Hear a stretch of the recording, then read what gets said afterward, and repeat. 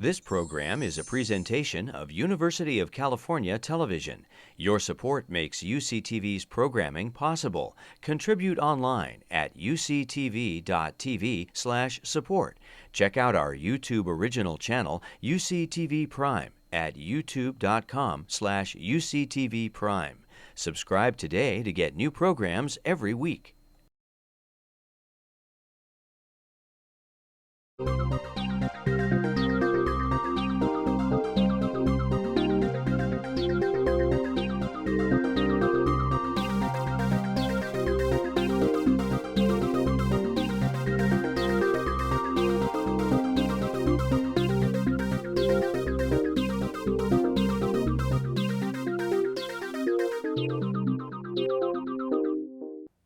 Welcome to A Conversation with History. I'm Harry Chrysler of the Institute of International Studies. Our guest today is Theda Skocpol, who is the Victor S. Thomas Professor of Government and Sociology at Harvard University. And her two recent books are Obama and America's Political Future and The Tea Party and the Remaking of Republican Conservatism, written with Vanessa Williamson. Theda, welcome to Berkeley. It's very nice to be here. Where were you born and raised? I was born in Detroit, Michigan. Grew up in an industrial town south of Detroit, Wyandotte, Michigan, where my father was a high school teacher of business education, my mother a homemaker. My grandparents on both sides also grew up in Michigan, western Michigan and Okemos. And looking back, how do you think your family and especially your parents influenced your thinking about the world? Well, my father, Alan Barron, loved American history, so I'm sure that I got some of my interest in America's past and American politics and the Civil War. He was a Civil War buff from him. My mother was a homemaker, and they both stressed the value of education, of course. And was there a lot of discussion about political events and politics around the dinner table? You know, my dad was the one who did that. I remember walking with him to junior high one day, and he explained to me Keynesian economics. So he explained how it works. So I learned early on that a family budget and a national budget are not the same thing. My mother, not so much engaged in politics. Mm-hmm. And any teachers or events that affected you before you went to college that pointed you in the direction of an interest in political sociology? Well, I certainly loved my teachers. I was an all-A student, which was not a very popular thing for a girl in Michigan to be at that time, a young girl. When I got to college, I got involved in the civil rights movement, and that had a big impact. I went to Mississippi with a church-based program, and that's where I met my future husband, Bill Skocpol. And what did you major in as an undergraduate? And then how did this political activism impact your education?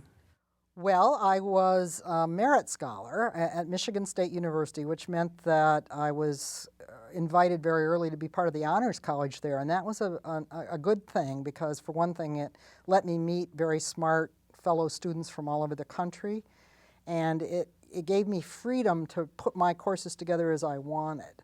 I majored in sociology, but partly because it was open. It would allow me to do lots of things. I studied French literature, I studied anthropology, just whatever I wanted. So I think that was very important, that openness. And the other part of it was that it was the time of the Vietnam War and the civil rights struggles, and I got involved in protests and demonstrations and constructive activism in all those areas. And what did you learn from that other than the issues themselves? You know, that the war was wrong and that civil rights needed to be changed. Yeah. Well, I learned the value of getting engaged with other people. I think the anti-war movement went over the edge, and I did not go with it when I went into violent protest. But the trip to Mississippi was formative because it was a Methodist-sponsored student project where Michigan State students went to a black college, Rusk College, and taught incoming freshmen English and math skills. So I learned kind of the marriage of civic activism and education, I think, from that. What about the women's movement? How did that affect you? By the time I got to graduate school, that was an important factor, and I remember getting together with other women in the sociology department at Harvard University to ask why it was that there were so many women students over the years, but none of them became professors. And so we definitely raised the issues, and I became one of the first women appointed to the sociology department at Harvard after I got my PhD. And that was controversial. I mean, you were a pathbreaker there. Well, I was a pathbreaker just being appointed, and then a few years later, when I was denied tenure after winning all the top prizes in my discipline, I filed a grievance about that. Not a legal case, but a grievance. And that eventually resulted in my appointment to tenure at Harvard. That was certainly controversial, but I would say that the side of me that came out there was sheer stubbornness. I knew that I had done what needed to be done, and I simply hung in there and insisted on being treated equally. Let's go back to your graduate school education. So you were in sociology, and who did you work under, and what was your dissertation on? I ended up working with Barrington Moore, who's one of the giants of comparative historical political sociology. That was really extraordinary experience because he was a rigorous, demanding teacher who asked you to write papers that actually compared big developments in different countries across hundreds of years of history. I ended up doing a PhD dissertation on the French, Russian, and Chinese revolutions, partly under his inspiration, but also at the urging of Daniel Bell and Seymour Martin Lipset. These are all giants in modern political sociology. And that dissertation was turned into a book, which became a major work in the field. Right. It was my first book, and it took a few years after the PhD, and it's still regularly read and sells quite a bit. So this passion that you have, which is evident in that book, and I'm not questioning its objectivity, but something is driving your focus on processes of political and social change. Talk a little about that. Well, I believe that the social sciences should ask questions about real-world developments and try to answer them with a variety of kinds of research techniques. So I'm not one of these people who believes that you should just have a data set and mine it, or just learn one technique of investigation and use that. I believe you should ask questions about change in the real world.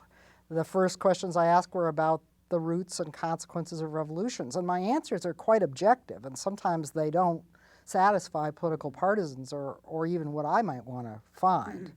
So I don't believe in ideological social science, but I believe in big question social science. And that first book, which I looked at, really, it's eye-opening in the sense it brings added perspectives to engage the debate which was already ongoing. Right. I almost always get involved in a question because I think it's an important question to answer about the world, but also because I think the previous answers were not adequate.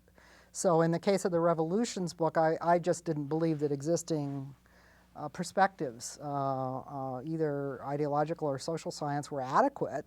And I, of course, ended up finding out that revolutions that were considered liberal or communist all resulted in strengthening state authority and frustrating the desires of the liberal Democrats or the socialist Democrats that had started the revolutions in some ways.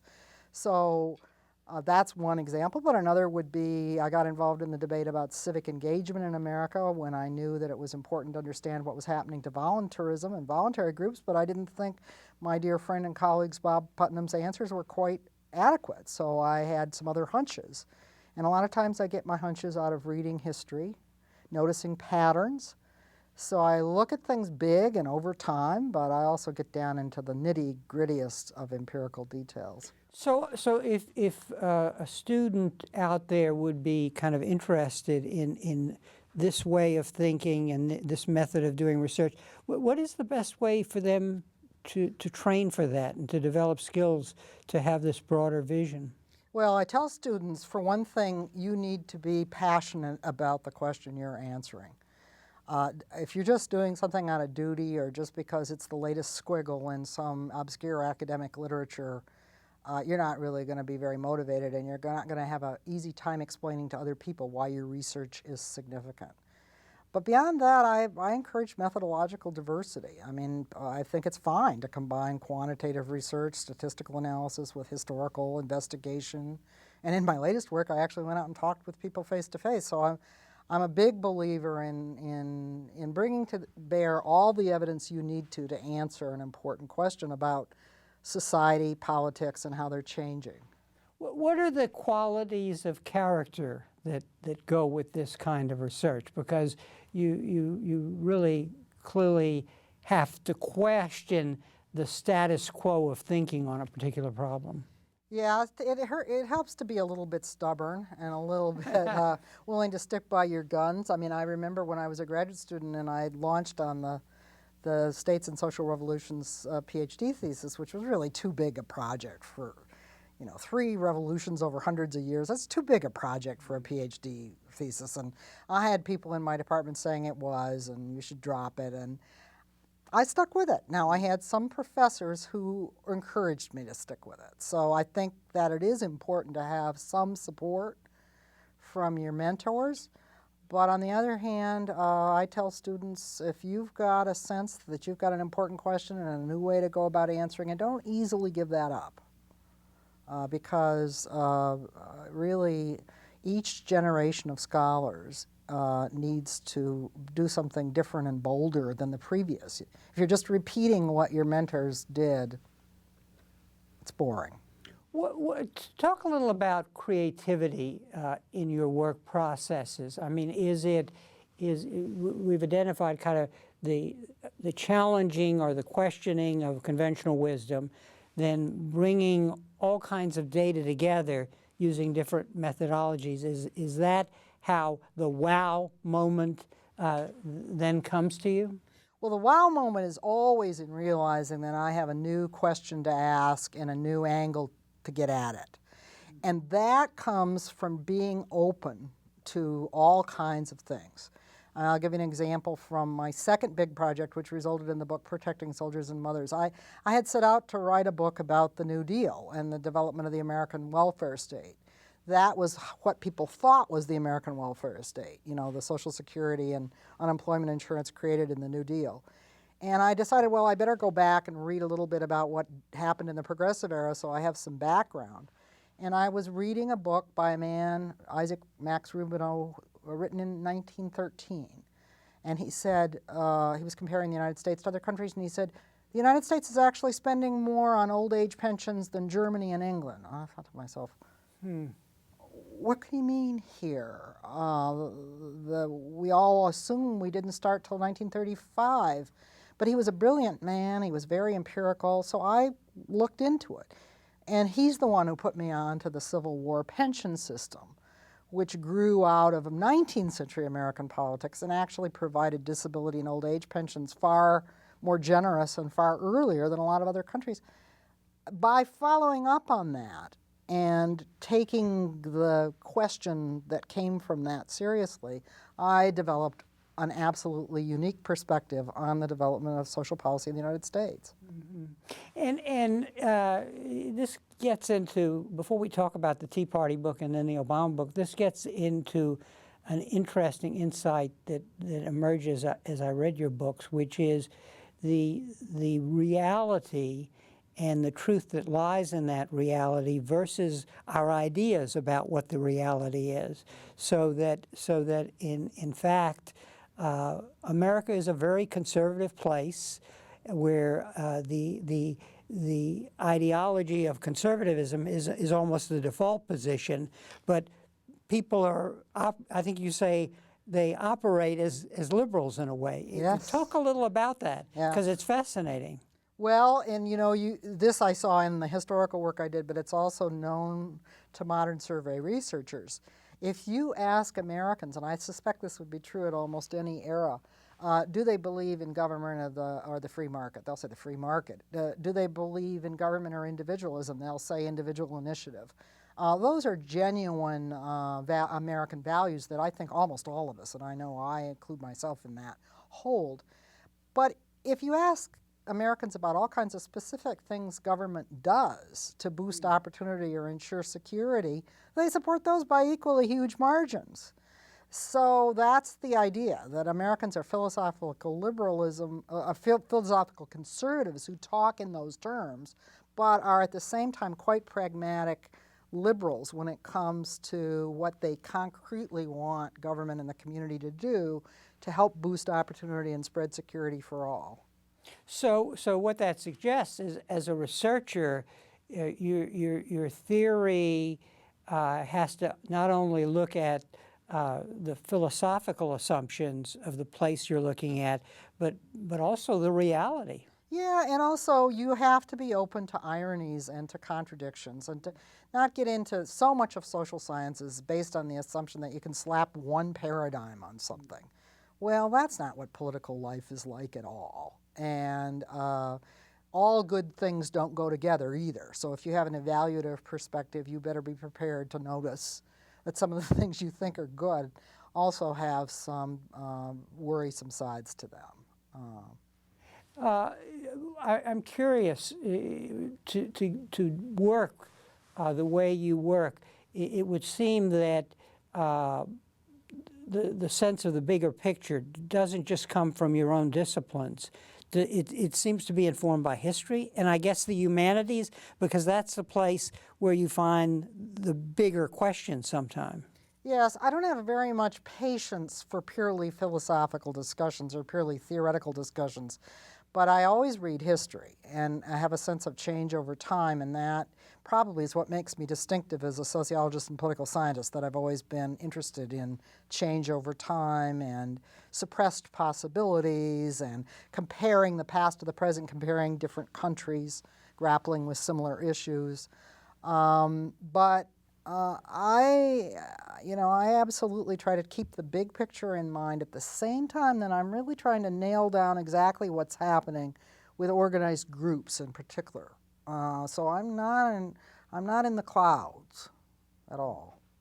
Quite empirical. Let's use your new book, The Tea Party, and I'll show that, to talk about your methodology, the problem you were addressing, and so on.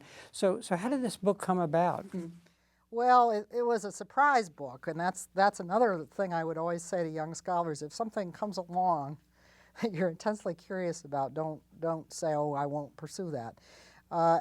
When Obama was elected president, I assembled a group of younger and older sociologists and political scientists to track what happened in the first 2 years, to look at what this change-oriented president was trying to change and what happened, and what kind of politics came out of his attempts. Well, not long into Obama's presidency, it was pretty obvious that something called the Tea Party had emerged. And what was it?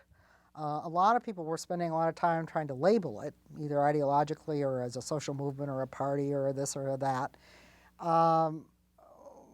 I was curious. And at the same time, my graduate student, Vanessa Williamson, was doing an empirical project where she was looking for social capital in the Tea Party and got to know the Tea Partiers in Massachusetts and went and observed some of their meetings. And at a certain point, we realized that the combination of the kind of looking at local meetings, talking to local activists, and trying to understand how this fit into the big picture of American politics in the 2009-2010 period was a fascinating project, and so we teamed up.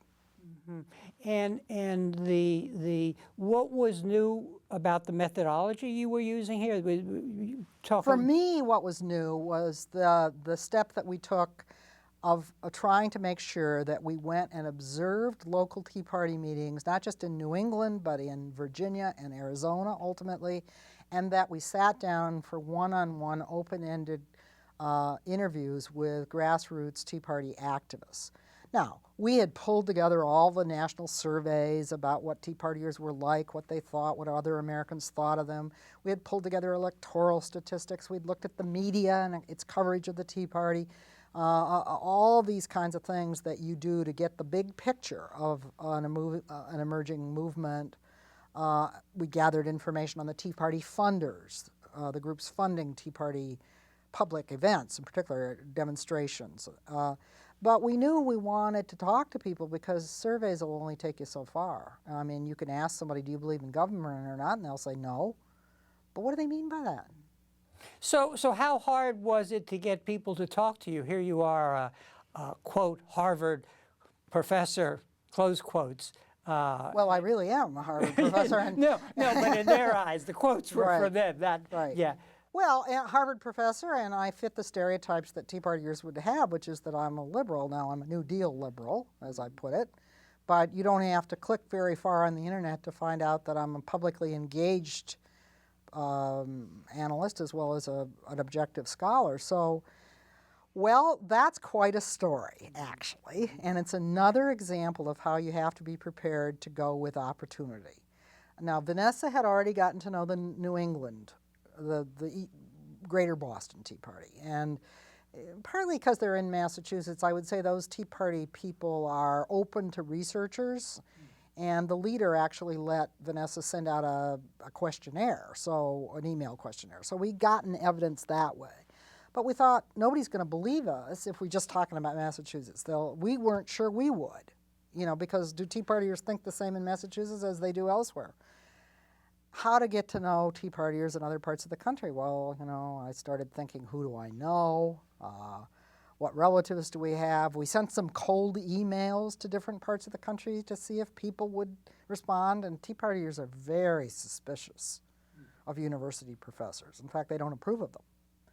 So finally I realized, Theda, a Tea Partier. I had been making comments on the website, the Arena website at Politico, as a New Deal liberal. And every month or so, some angry white guy would write me an email. You communist Harvard professors who think you know everything and can tell real Americans what to do. Well, I always answer them. If they don't threaten violence, I answer. They don't expect that. And so in one case, a man named Peter Stevens in Gloucester, Virginia, we had struck up an email correspondence, gone back and forth, arguing political issues and sharing stories of our lives. I suddenly realized I know Peter. Peter's a member of the Peninsula Patriots in Gloucester, Virginia. Maybe. So I wrote to him, and I said, Peter, I'm a scholar. I'm not just arguing with you now, I'm a scholar. We're writing a book on the Tea Party. We already know that it helps to talk to Tea Partiers. I, pressed a button by saying, we've already talked to them in Massachusetts. Would members of your group be willing to let us come and attend a meeting, sit down for confidential interviews? Well, Peter went off and asked the members of the Peninsula Patriots, and they debated it. We got to see them debating on their website because it's a meetup website. Some would say, no, you can't trust liberal Harvard professors. And others said, well, we've got to tape all the interviews. And I said, well, fine, if you want to. I don't have the money to do that, but if you want to. And I told them the questions we were going to ask. Well, ultimately they agreed. They invited us down, and we had very productive, more than a dozen interviews, as well as attending the meeting. So what did you learn about the Tea Party? Who are they? They're older, white, always conservative-minded people. People who have either voted Republican, they vote Republican against Democrats, but some of them are very skeptical of the Republican Party itself. So some are libertarians. About half are also Christian conservatives. They are deeply worried about the country, where it is now and where it's going. What surprised you most about them? Well, it was very moving to sit down with the Tea Party people. We ultimately did it in two places, in Virginia and in Arizona too. And they were, the ones who would agree to talk with us were hospitable and really just normal folks, frankly, middle-class people. We know that Tea Partiers are slightly more educated and slightly more well-to-do than typical Americans, but that's mostly because they're older. They're in their 50s, 60s, 70s, 80s. Old people are the ones who attend the meetings in almost all places. So I was surprised at their willingness to be hospitable to some degree, But I was also surprised at what they really meant by their anger about government. After all, a lot of people in their age group are collecting Social Security and Medicare benefits or veterans benefits, military veterans benefits. And people were perfectly willing to acknowledge that, yes, they were, and that they had earned those, just like all other Americans think that about those benefits. So what part of government are you angry about? Well, it helped to ask that and to listen, because it turns out they're angry about benefits for illegal immigrants who they're convinced are getting health care and education benefits at their expense. They're angry about lower income people who haven't earned it, asking for welfare, and many of these people don't realize welfare has changed. They haven't absorbed that at all. You have to work for welfare now. You don't just get it. And they were upset about young people. And that was the biggest surprise, because so many of the people we talked with raised the example of their own grandchildren or grandnieces or nephews who they said wanted something for nothing, who were coming home to live or asking for student loans or maybe using food stamps. We realized at a certain point that these older people didn't understand why these youngsters were having a harder time getting a foothold in today's economy. And of course, they often don't approve of their moral views either. The fact that young people tend to be more tolerant, tend to be not against gay marriage, tend to be for Obama. So they were angry at younger people too. And that did surprise us. We wouldn't have learned that except for the face-to-face interviews. And bottom line here, and you emphasize in the book, it's really the other who they can't tolerate, they feel didn't earn what they're getting. Remember, these are older people who watched an African American be elected president of the United States, which I frankly don't think most Americans thought that was going to happen. So they were surprised, but they were negatively surprised. I mean, the most important thing about them is that they're conservative. So they were upset that Democrats swept the 2008 elections, much the way that liberals in Cambridge, Massachusetts were upset when George Bush and Republicans were wall-to-wall in Washington, D.C. in 2000. So that phenomenon, political scientists know well, of when one party wins everything in Washington, the activists on the other side get angry and fearful and mobilize. Not surprising in a way. But here it has an edge of generational fear of a changing country, a country that's becoming browner, a country whose young people don't feel like they're behaving the same way you did. That's what we heard in the interviews. We heard fear as much as anger. Now, public events, you see the angry signs.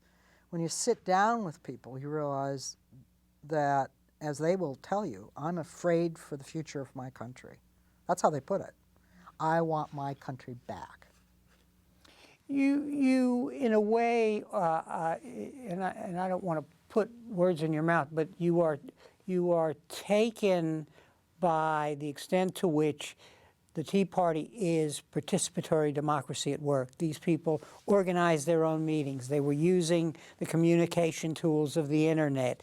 These were people who were getting on the phones, hosting events, and so on. So on the one hand, you are impressed with participatory democracy at work, with their understanding of the process. We're going to elect this guy and then we're going to watch him. But on the other hand, you say they're completely ignorant or wrong about the ideas that they link to those processes. Yeah, I'll make 2 points here. First, we've concluded that the Tea Party was not one thing. So let's come back to that, because we see it as a weaving together of grassroots activism, which was quite genuine, with right-wing media, cheerleading, as we put it, and a lot of attempts by wealthy right-wing billionaires to leverage this kind of activism for purposes they've been pursuing for a long time. But the bottom-up part of the Tea Party, the grassroots activism, one of our questions was, are these people for real? I mean, we did a web survey eventually with 2 Harvard undergraduates, and we documented the existence of 900 local Tea Parties. And we've got a map in the book that shows where they were. They're all over the United States. So one of our big questions was, who formed these Tea Parties? How did they do it? Did they just relabel previous groups, or were they new creations? And for the most part, new creations, and frankly, that's very impressive. In early 21st century America, for any entity, any movement, to form almost 1,000 local groups that meet monthly, sometimes weekly, and depend mainly on volunteer energy and volunteer contributions. They're not getting checks from the Koch brothers at the local level. So we wanted to know how that happened. We learned a lot about it, and we were quite impressed. At the same time, a lot of the content of what was said in meetings or that people said to us in interviews was factually incorrect. Now, listen to the way I'm saying that. I'm not saying these are stupid people. In fact, they're not stupid people. They're actually pretty astute. They learned about the political process in a way that I was bowled over by. I mean, they would often know what was coming up at the local level, at their state legislature. They called bills by their numbers. Only political scientists do that. And they knew who to contact. They knew who to contact in a way that even liberals in Cambridge, Massachusetts are, they often think politics consists of the president giving a speech and mentioning your issue. These people, much more savvy about, they would learn the rules of the Republican Party and descend on a local meeting and vote out the old boys and vote in the new Tea Partiers. They are good at the process of politics. But they believed things that were utterly amazing. And what, in your analysis, what you and your co-author are showing is there is a bottom-up phenomena, but a top-down phenomenon. Talk about that interface. And that's where some of the false beliefs come from. Because, for example, when local Tea Partiers told us at one point that the government was preparing to come into our homes and take over the thermostats in all of our houses, Vanessa and I are thinking, well, where did this one come from? And so Vanessa went back and watched Fox News. Well, there it was on the Fox network. The Fox network has an older white conservative viewership. It is the primary source of news. We ask all of our people, where do you get your news? They all told, one guy smiled and said, where do you think? And told us that it was Fox and right-wing talk radio, which these people listen to 6 to 8 hours a day in many cases, especially the retirees. Well, they're getting utterly fantastic, conspiratorial, and false beliefs from that. And that's been documented in survey research, too. So that's part of it. And the other part of it is that there are, once the Tea Party broke out as a series of popular first demonstrations and then organizing these local Tea Parties, some long-standing ultra-free market advocacy groups like Freedom Works and Americans for Prosperity, groups that they have big fancy offices, well-paid staffs. They've been pushing the idea that there should be no taxes on millionaires and billionaires, that there should be no regulation of government, that we shouldn't, that environmentalism is a hoax, global warming is a hoax. They've been pushing these ideas for a long time, but they either relabeled part of themselves the Tea Party, or they started appearing before cameras celebrating the grassroots activists or sending buses to take them to demonstrations. So they were leveraging this, and leveraging it for purposes that include, by the way, privatizing the very Social Security and Medicare programs that the Tea Partiers themselves rely on. So we explore that irony of the convergence of the top-down and the bottom-up, and one of the main techniques that the top-down groups use to influence the local groups is to send speakers around that can be booked for free by local groups. So there are 2 points here that are important. And one is, you point out that when this phenomena emerges at the grassroots and things are hopping all over the countries, rallies, people in costumes, and so on, that the national media did not know who to talk to. And that at this point, when the national media becomes interested, they have to have spokesmen. So in addition to big right-wing money coming in to support these groups with ideas and money, additionally, suddenly national conservative organizations said, we will speak for them. And they're the ones who go on the tube and comment about what these people are really thinking. Right, and we document that that happens increasingly over time.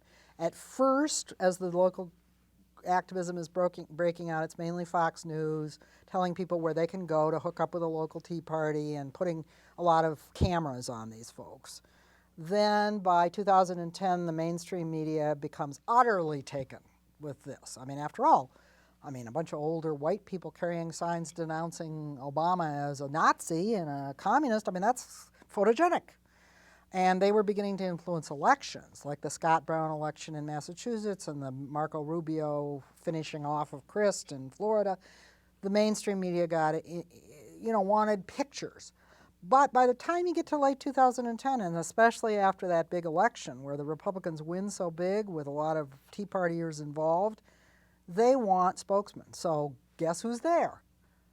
Dick Armey, the head of FreedomWorks, who he's a former Republican leader in Congress and a longtime wealthy lobbyist for right-wing business causes. He appoints himself a revolutionary and appears before the cameras speaking for what the grassroots wants, which it turns out is what his group has always been pushing. Now, the second point that I think we need to emphasize is a point that you just made, which is there's a contradiction between what the big right-wing money wants and what these people actually believe. They believe they've earned their Social Security and their Medicare, and they don't want to take it, they don't want it turned into a voucher system, for example. No, they don't. In fact, there have been national surveys, and Tea Party identifiers are just about 10 percentage points behind all Americans in wanting to preserve Medicare, Social Security. They're maybe at the 70% level rather than the 80% level. That's not very significant. I would say that, that is a big tension, and one of the things we wondered is whether that would lead to a split. I would say it doesn't, partly because the grassroots don't control the top. The top doesn't directly control the bottom. So what you see politicians doing, and we should get to the Republicans here, is trying to speak to the primary concerns of both. And Mitt Romney's a very good example. In the primaries, he spoke to what is the most visceral, widely shared grassroots concern, which is hatred of immigrants. Belief that many of them are undocumented and that they shouldn't get amnesty, they shouldn't get any benefits. Remember, he went after Rick Perry of Texas, said he was heartless. Perry said Mitt Romney was heartless for not wanting to deny college access to children of undocumenteds, and Romney went after him, and the Tea Party cheered that on at the grassroots. And then Romney satisfies the right-wing billionaires by signing on to the Ryan plan to voucherize Medicare, and Ryan was also a leading supporter of privatizing Social Security. But they put in the stipulation that it wouldn't affect people who are 55, which would relate to what you're Right, saying. and I think that that's very important. I noticed that when the media started covering Paul Ryan, they didn't hone in on that crucial thing, which is they try to say it'll only affect people under 55.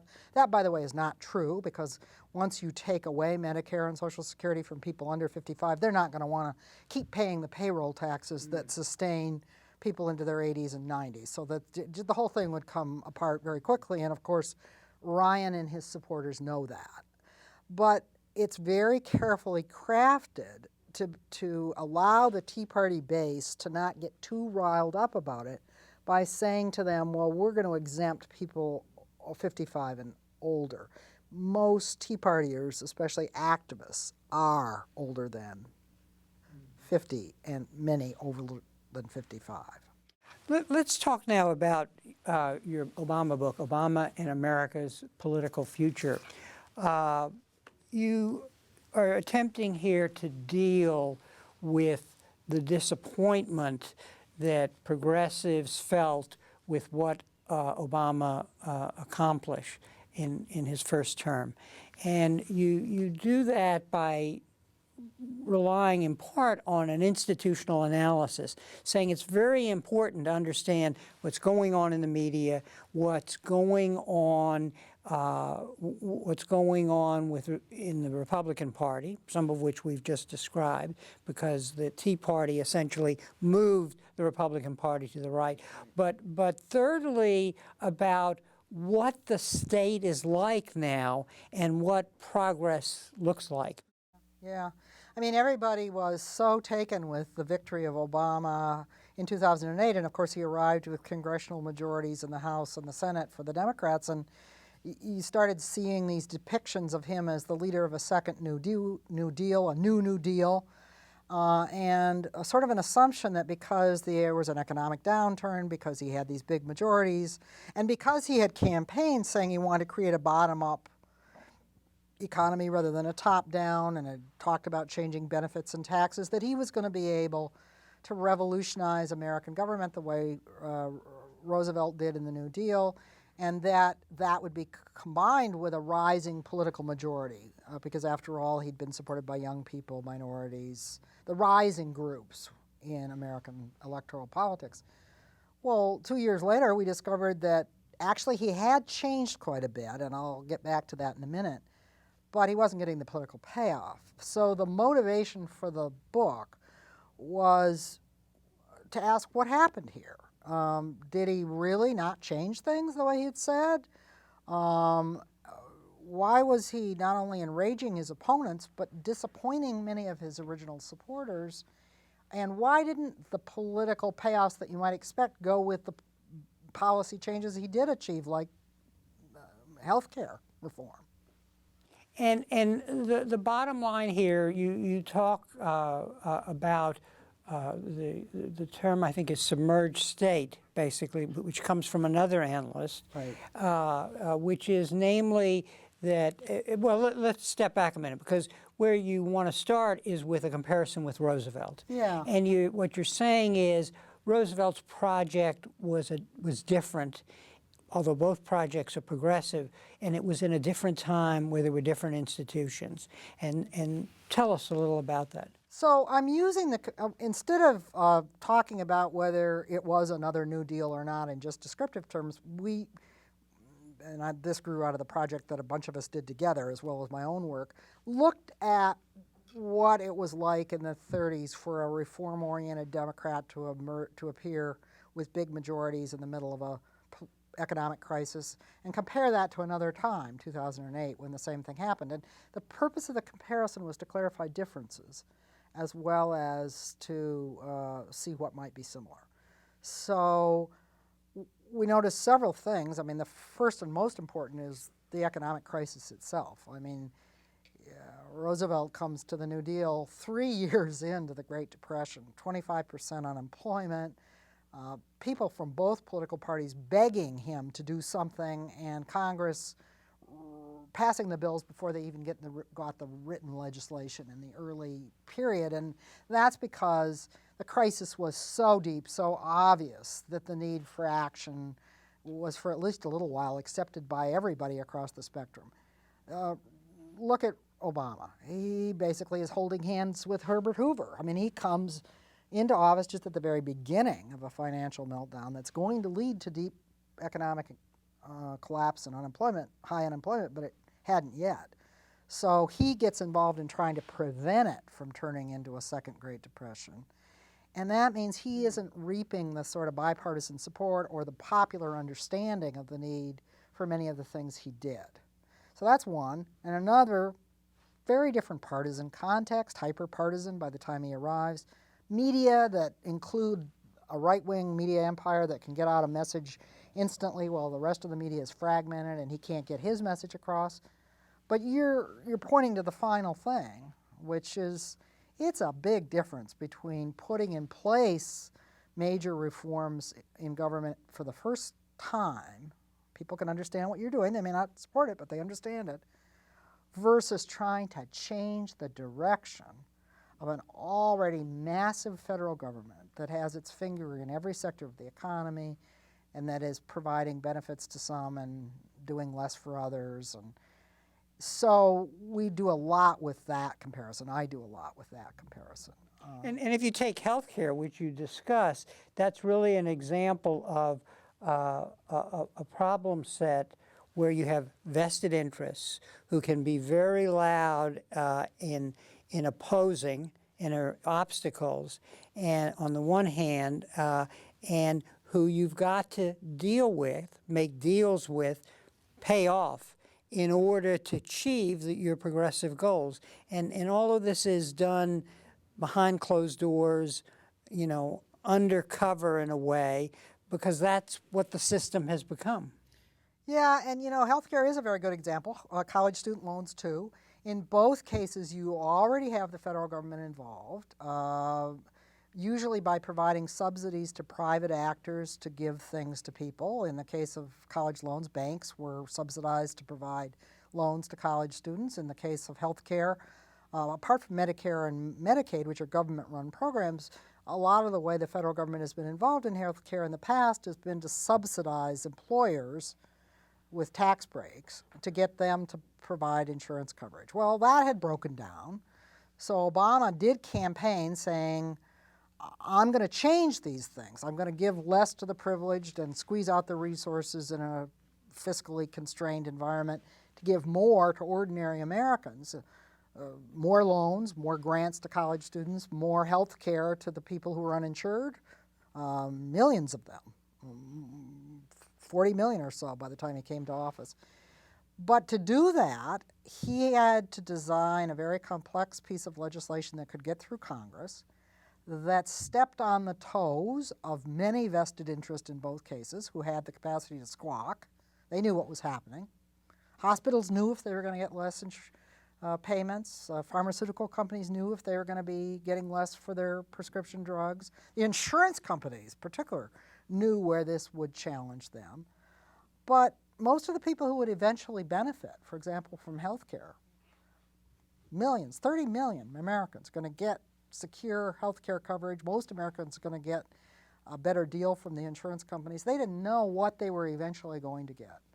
So Obama ended up looking like he was making a lot of dirty inside deals, the Cornhusker kickback to get Ben Nelson to vote for the thing, and the deals with Mary Landrieu in Louisiana, and it looked partisan, and it looked like an inside deal, and it looked complicated.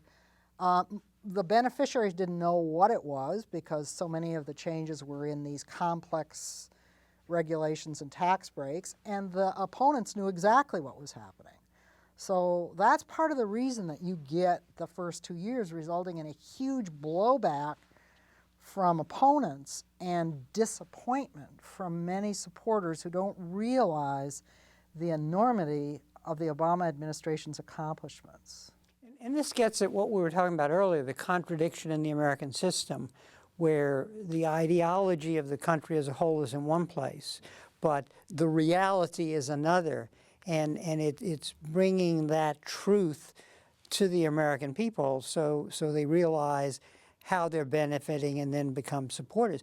But then you go on to say, interestingly enough, that in many ways, or at least in some ways, Obama failed as a communicator. Yeah, he did. I mean, we do talk about the way in which the media environment has made it difficult, but particularly for economic policy. And remember, the big thing on Americans' minds by the time this president took office in January of 2009 was the plunging economy. And Republicans knew that they were going to be able to run against him and against Democrats in a down economy because of the enormity of the crisis. Obama and the Democrats sponsored the stimulus, the American Recovery and Reinvestment Act, but they didn't do a very good job of explaining what was in it, why it was expected to work, and that was an enormous failure. And that's a contrast to FDR, who even in the darkest moments of the Great Depression was always explaining. He was always explaining what he was trying to do and who was opposed to it. Obama was facing solid opposition from a Republican leadership that had decided that it wasn't going to cooperate in any of these recovery efforts because they wanted to defeat this president for re-election. And Obama kept trying to reach out to them long beyond the time it was realistic. But most of all, he never explained what was happening here. So I think a lot of ordinary Americans who we're now learning in 2012 are willing to give him a lot of slack on this, are willing to say, well, maybe it did partly work and maybe we should stick with him. That's what's happening in this election. That could have happened earlier if only he had explained, and he didn't.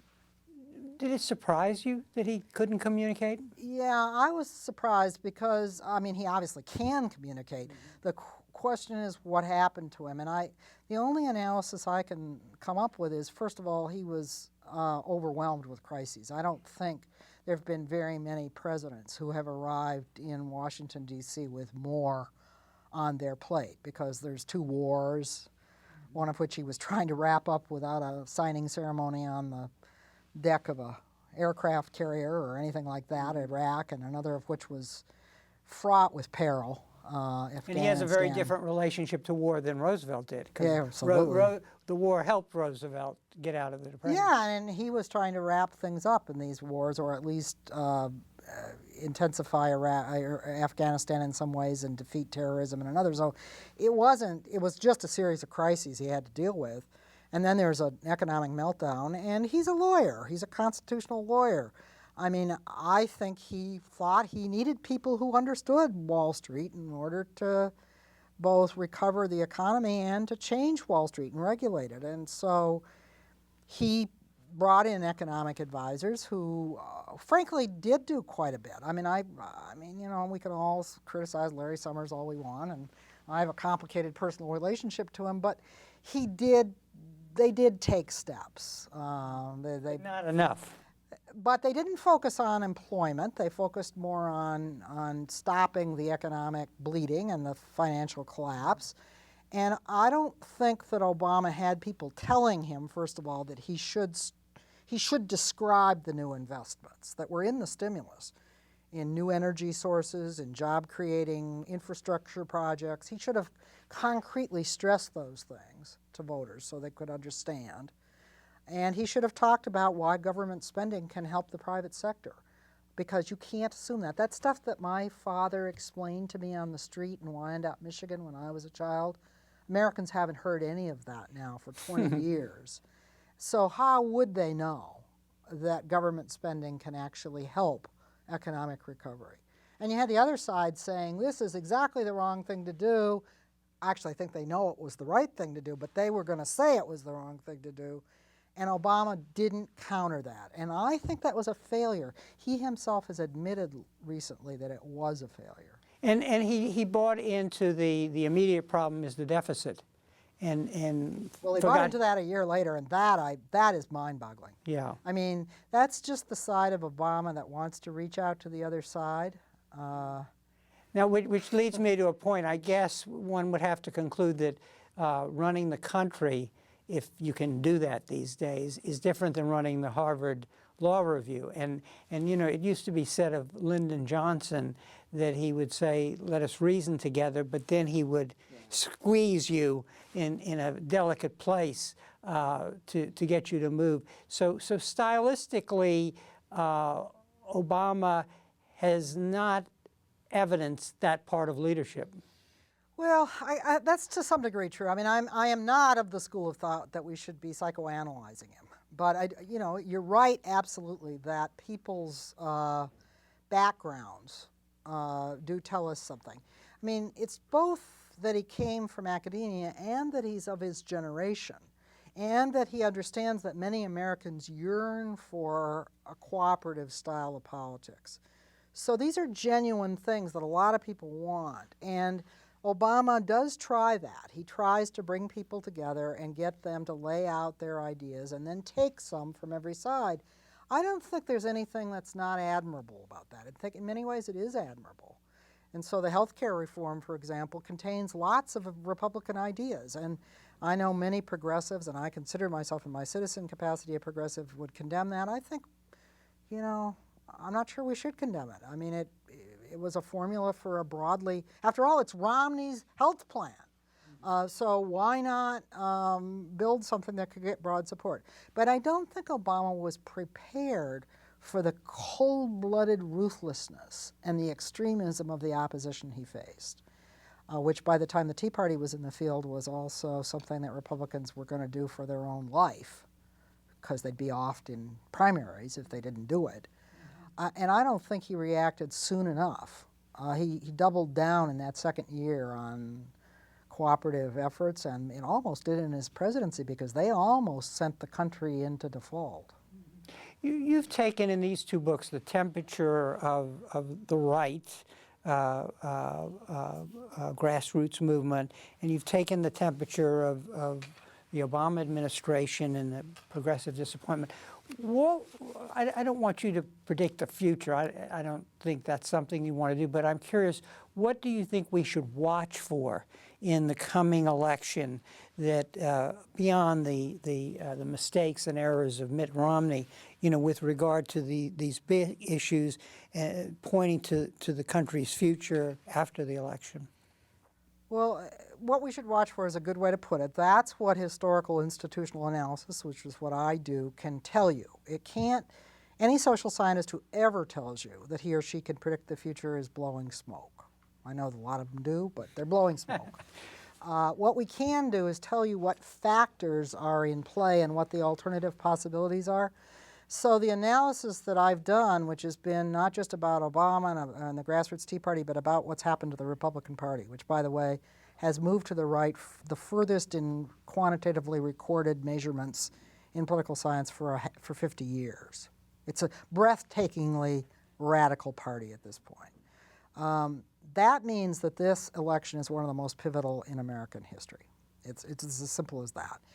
Should this radicalized Republican Party succeed in taking the presidency and both houses of Congress at once, they will dismantle 20th century social policy within 3 months. And they know it's not popular, but they'll do it anyway. And so if that happens, we're going to be seeing on the road to privatizing Social Security and Medicare, we're going to see 2/3 of the cuts in the Ryan budget are aimed at America's already ungenerous programs for the poor. We're going to see devastating suffering on top of the terrible hit that lower income and middle income people, frankly, have taken in this Great Recession. We're going to see disinvestment in education, research. The federal government slated to be cut to 50% of its level at the end of at the high point after World War II. These are incredible changes, and many of them will be carried through very fast with no worry about any filibusters in the Senate. They'll just do it. So that's one possibility. Now, another possibility is that Obama's reelected. He has shown considerable fight, by the way, in the last year. So lest we say that this man has no toughness in him, I actually think when pushed against the wall by people he's reached his hand out to, have slapped it away, he's one of the toughest. The Obama campaign has been run ruthlessly because they're working to reelect a president in an economic slowdown, and they know it. And they know the stakes. So they have not played pussyfoot in this election. If he's reelected, he's going to have to deal with at least one House of Congress that's under radicalized Republican right-wing control, and he's going to try once again to come up with bargains on taxes and spending.